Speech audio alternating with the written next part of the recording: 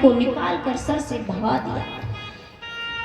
सभा में कोई बैठा हो, भीड़ में बहुत बड़ी सभा हो और किसी को बेइज्जती करके निकाल दिया जाए धक्के मार के, तो ना वो जिंदा है ना ही वो मुर्दा है। ऐसा ही किया, भगा दिया उसे। रास्ते में किसी ने पूछा अश्वत्थामा से, क्यों भैया आज तो बहुत बड़ी बेइज्जती हुई? अश्वत्थामा कहता ये तो बहुत छोटी सी सबुल्ली थी, हम तो बड़ी बड़ी सबुल्लियों से गुजर कर आते हैं। भाई किसी की इज्जत ना हो उसकी बेइज्जती कर दी जाए तो क्या फर्क पड़ता है? इज्जत वाले की बेइज्जती करो तो फर्क भी पड़ता है। और जिसकी कोई इज्जत ही ना हो भला उसकी कौन बेइज्जती करेगा? किसी शराबी को रोज चप्पल मारो मोहल्ले में, उस पर क्या फर्क पड़ता है? और किसी समझदार व्यक्ति, इज्जतदार व्यक्ति से तू भी कोई कह जाए मोहल्ले में तो उसको बड़ा मरने के समान वो शब्द लगते हैं कि उसने कैसे बोल दिया मेरे से। आज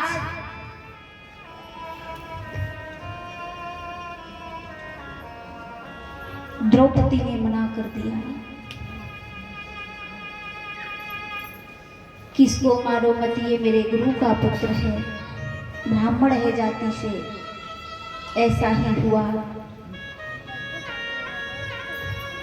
धीरे धीरे अश्वत्थामा फिर भी माना नहीं।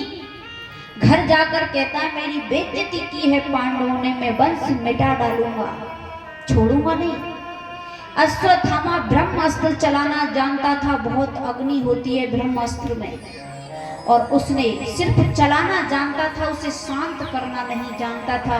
देखा देखी पांडवों से सीख लिया था।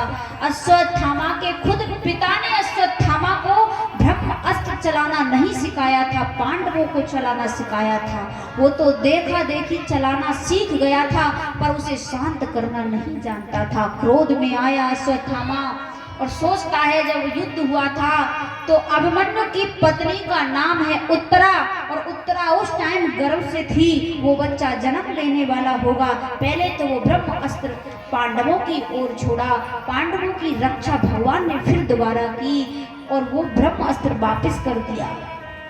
और वो जाए कहाँ? अश्वत्थामा ने फिर वो उत्तरा की गर्भ की ओर छोड़ दिया।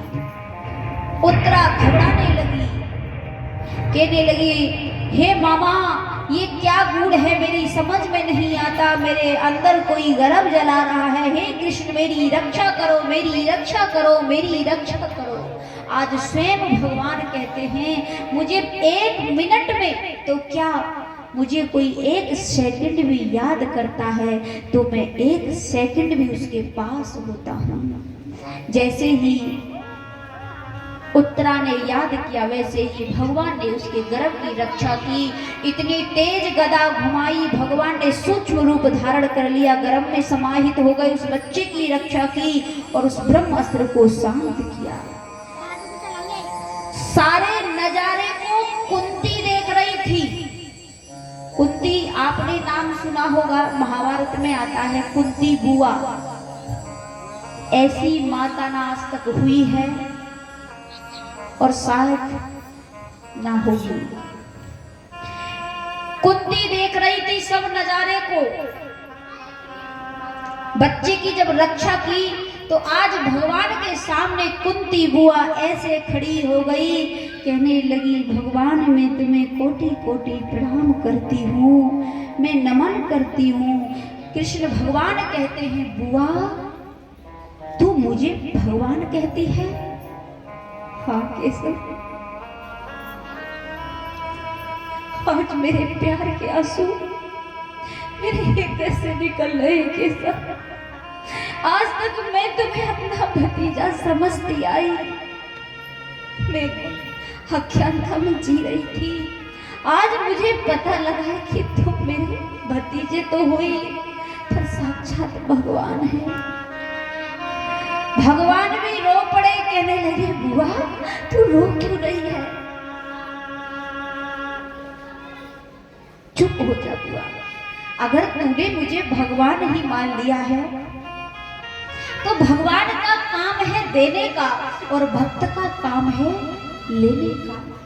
बुआ ऐसा तूने क्या देख लिया मेरे अंदर? मैंने बहुत कुछ देख लिया केशव, अब कोई भी जरूरत नहीं है देखने की। बहुत कुछ देख लिया दुनिया का नजारा, ना हम किसी के ना कोई हमारा। सबसे बहुत प्रजा बैठी हुई थी, पांचों पांडव, द्रौपदी, उत्तरा सब थे, सुमित्रा। सबसे कहा कि आज भगवान, बुआ भगवान बताती है हमें, आज भगवान भी रोकर कह रहे हैं, अरे भैया पांडवों, आज बुआ हमें भगवान बता रही है, और भगवान का काम है देने का, भक्त का काम है लेने का। मांगो आज मुझसे क्या मांगना चाहते हो, मांगो मांगो क्या मांगना चाहते हो। प्रजा रो रही है, पांडव रो रहे हैं। आज कन्हैया को हो क्या गया, आज कैसी बातें करता है ये कन्हैया। मांगो क्या क्या मांगना चाहते हो पांडवों, पहले तुम्हारी बारी है, मांग लो। किसी ने कुछ नहीं मांगा, किसी ने चरणों की सेवा मांगी, किसी ने दर्शन मांगे, किसी ने ऐसो आराम नहीं मांगा। और जब बुआ का नंबर आया कि बुआ इन्होंने तो कुछ नहीं मांगा, पर आज तू मांग ले, तो मुझे भगवान बताती है ना बुआ। आज कुंती बुआ आंचल को फैला कर ऐसे खड़ी हो गई, केशव अगर तुम्हें देना है तो पहले मुझे वरदान दो कि मैं जो मांगूंगी मुझे मिलेगा। भगवान कहते हैं बुआ, भगवान भी मुझे बता रही है, तू क्या विश्वास नहीं है, जो तू मांगेगी मैं दूंगा नहीं। विश्वास है केशव, विश्वास है, बहुत बड़ा विश्वास है तेरे ऊपर, पर फिर भी संकल्प कर दे कि जो मैं मांगूंगी तू वापस नहीं होगा। ठीक है बुआ, जो तू मांगेगी मैं दूंगा, मैं संकल्प करता हूँ। क्या मांगा, गजब का धन मांग लिया बुआ ने। कहा कि केशव जब तक मैं जिंदा रहूं इस देह में रहूं, जब तक मेरे ऊपर विपत्ति पे विपत्ति, आपत्ति पे आपत्ति, दुख पे दुख आते रहे और मुझे कुछ भी नहीं चाहिए। भगवान फिर रो गए, बुआ दुनिया सुख मांगती है, धन दौलत मांगती है, तूने मांगा तो क्या दुख मांगा, ये कोई देने की चीज है। मैंने कहा ना ऐसा वापस नहीं हो गया, मुझे देंगे। देखो क्या मांगा, दुख, विपत्ति, आपत्ति।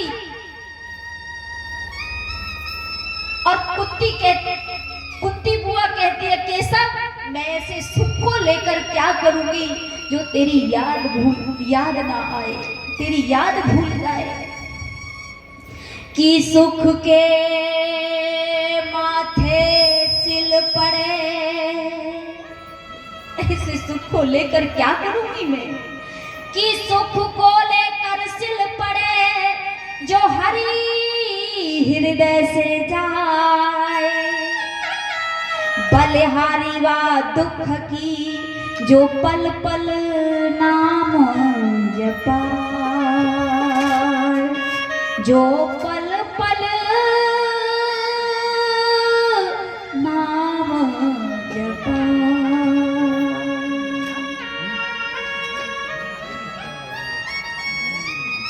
मुझे दुख चाहिए, जितनी दुख तेरी याद आती है ना परमात्मा, कभी इंसान को सुख में नहीं आती। आती है क्या सुख में भगवान की याद? सुख में कभी भगवान को कोई याद नहीं करता। कि दुख में सुमिरन सब करे, कि दुख में सुमिरन सब करे, और सुख में करे न कोई, हो दुख में सुमिरन सब करे, दुख में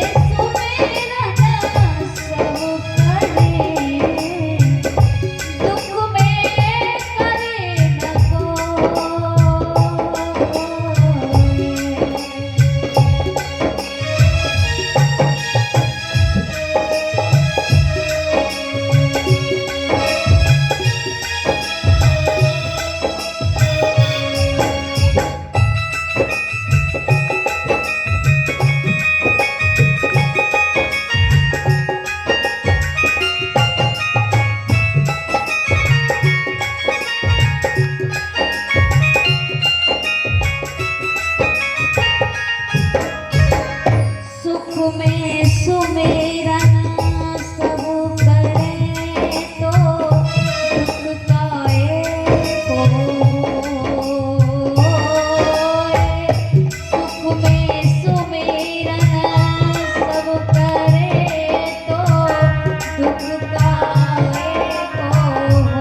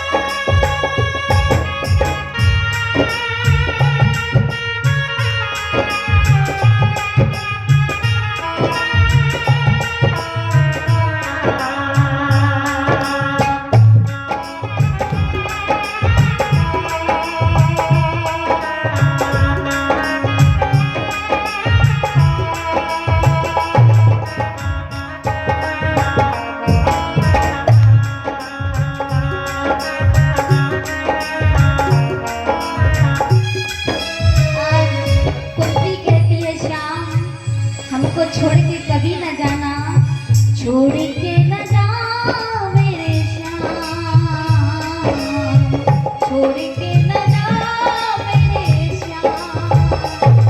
दे तुमको ये दिल दे दिया, दे तुमको ये दिल दे दिया। छोड़ के न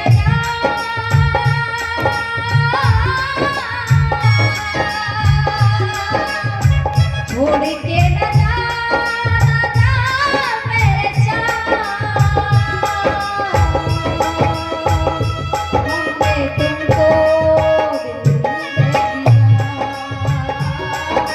तुमको ये दिल दे दिया।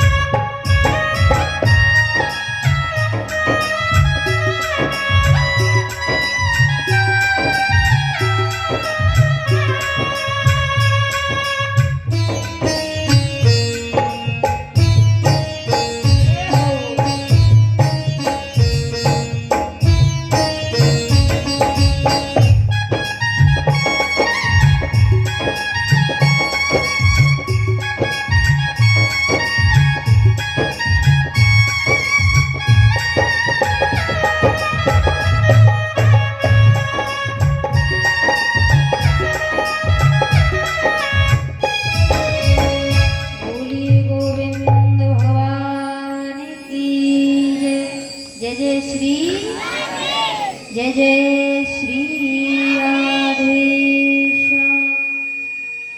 सूत जी कहते हैं हे ऋषियों, आज देखो उस माँ ने मांगा तो क्या मांगा। ये महाभारत का एक ऐसा, कहीं भी कोई दुख नहीं मांगता, पर कुंती ने सिर्फ दुख पे दुख मांगे। कहा कि सुख के माथे सिल परे जो हर हृदय से जाए, बलिहारी व दुख की जो पल पल नाम जपाए। ऐसे सुख को लेकर हम क्या करेंगे जो भगवान को हम भूल जाए। हमें तो दुख पे दुख चाहिए। इधर धीरे धीरे जिस बच्चे की रक्षा की थी उत्तरा के घर में, उस बच्चे ने जन्म लिया और उसी बच्चे का नाम रखा गया परीक्षित। बोलिए परीक्षित की। अब परीक्षित का जन्म हो गया। परीक्षित के पिता का नाम है अभिमन्यु और माँ का नाम है उत्तरा।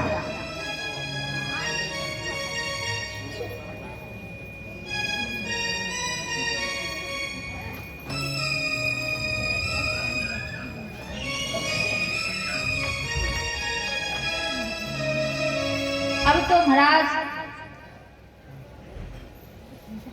धीरे धीरे परीक्षित बड़े हो गए और जब बड़े हुए तो पांचों पांडव हिमालय को चले गए, छोड़कर राजपाट सब हस्तिनापुर का राज देकर राजा परीक्षित को कहा कि बेटा आज से ये लो हस्तिनापुर का राज हम तुम्हारे हाथ में दे रहे हैं। और हमारे राज्य में एक घाट पर बकरी और शेर पानी पीते हैं, एक ही घाट पर, और बेटा जैसे हमने राज्य चलाया वैसे तुम भी चलाना। पांचों पांडव हिमालय के लिए चले गए। इधर राजा परीक्षित ने बड़े सुंदर घर में दुल्हन आई, इरावती नाम की शादी हुई। धीरे धीरे समय बीता, अब तो राजा परीक्षित बन गए, हस्तिनापुर का राजपाट संभाल रहे हैं। ऐसा राजा है, बहुत बढ़िया राजा, कोई भी अपनी प्रजा को पुत्र के समान प्यार देने वाले राजा। और भैया जैसा राजा आचारी हो वैसी प्रजा हो जाती है। गांव का जैसा राजा होगा ना, खुद अनुमान लगा लो, अगर गांव का प्रधान शराबी होगा, जुहारी होगा, तो प्रजा भी कम नहीं पड़ेगी। और अगर गांव का प्रधान बहुत सख्त है, गांव में जुआ नहीं होने देगा, गांव के आसपास ठेके भी नहीं खुलने देगा। जब भैया राजा ही शराबी है तो एक ठेका की तो का चलाई, मोहल्ला मोहल्ला में ठेका खुलवा देगा। जैसा राजा आचारी हो वैसी प्रजा हो जाती है। वो औरत क्या हो, पतिव्रता जिसका पद खुद व्यभिचारी हो। ये समझने वाली बात है। जिसका पति खुद व्यभिचारी हो, भला उसकी औरत कब तक बर्दाश्त करेगी। पति महाराज रोज पौआ पी पी कर आते हों और पत्नी रोज मना करती हो, और इधर उधर अय्यासी करता हो पति, पत्नी मना करती हो, तो पति पता क्या बोलेगा, हम तो भमरा आए, भमरा। भमरे का मतलब जानती हो, हम तो भमरा आए, हर फूल पे घूमते, तुम भी घूमोगी क्या। तो पत्नी एक ही जवाब कहती है, सुन, अगर तू भमरा बन जाएगा तो मैं किसी दिन भमरी बन जाऊंगी।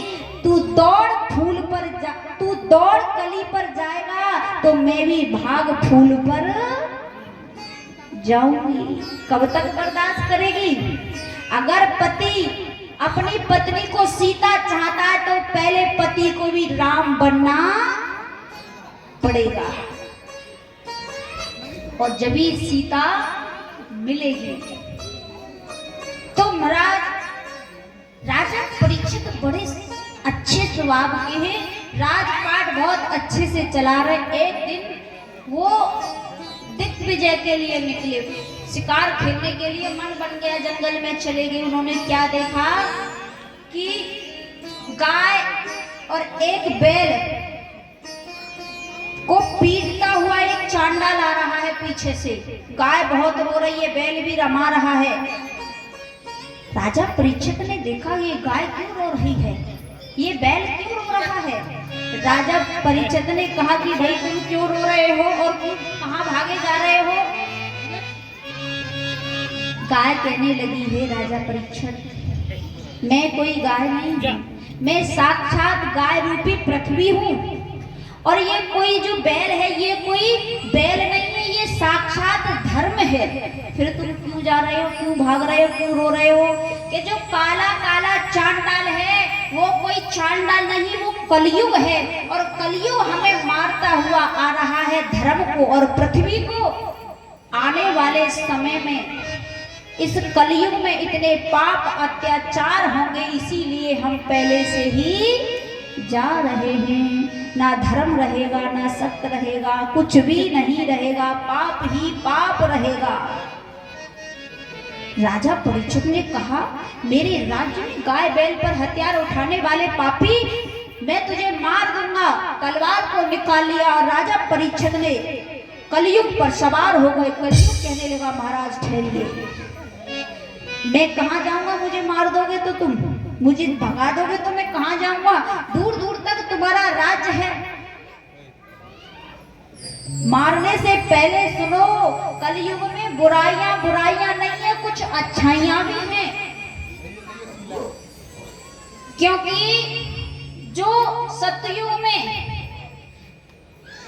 त्रेता में, द्वापर में नहीं हो पाया वो कलयुग में होगा। पहले सतयुग में, त्रेता में, द्वापर में मनसा पाप लगता था। कोई मन से सोच लिया किसी के बारे में पाप लग जाता था, पर कलयुग में मनसा पाप नहीं लगेगा। कलयुग में कुछ अच्छाई भी है। कर्तम सो भोगतम, जो जैसा करेगा वो वैसा ही भरेगा। आज का किया हुआ कर्म कल फल में बदलेगा। बढ़िया करोगे तो बढ़िया मिलेगा, और भैया घटिया करोगे तो घटिया मिलेगा। और महाराज कलयुग केवल नाम आधारा, सुमिर सुमिर नर उतरे पारा। कलयुग में समाधि लेने की कोई आवश्यकता नहीं, 2-4 घंटा बैठकर भजन करने की कोई आवश्यकता नहीं। कलयुग में तो सिर्फ खाते पीते उठते बैठते जागते भगवान का चिंतन करते रहेगा भक्त, तो भव से पार होता रहेगा। राजा परीक्षित ने कहा, इतने बढ़िया कलयुग में संस्कार भी है, अच्छाइयाँ भी है, छोड़ दिया और रहने के लिए जगह दी। कलयुग के मैं तुम्हें रहने के लिए जगह देता हूँ कि जहाँ जहाँ भी गलत कार्य होते हैं वहाँ तुम्हारा वास, जुआ में तुम्हारा वास होगा, दारू में तुम्हारा वास होगा, सब गलत जगह दे दी। और जो जुआ खेलते हैं ना, वो कलयुग के सबसे बड़े पक्के भतीजे होते हैं। कलयुग कहने लगा, महाराज एक बात बताओ, तुमने जो भी दिया मुझे गलत जगह दी रहने के लिए, एक जगह मेरी इच्छा से दे दो।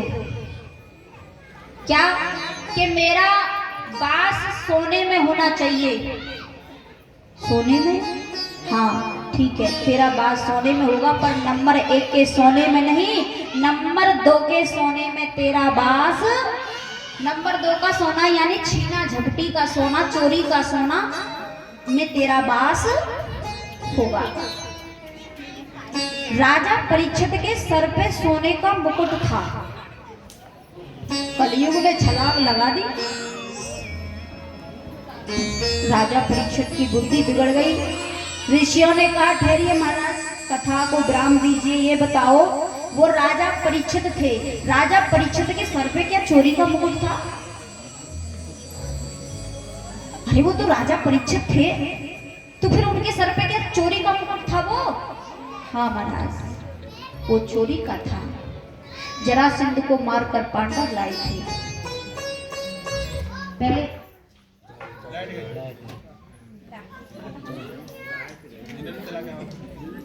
चला गई।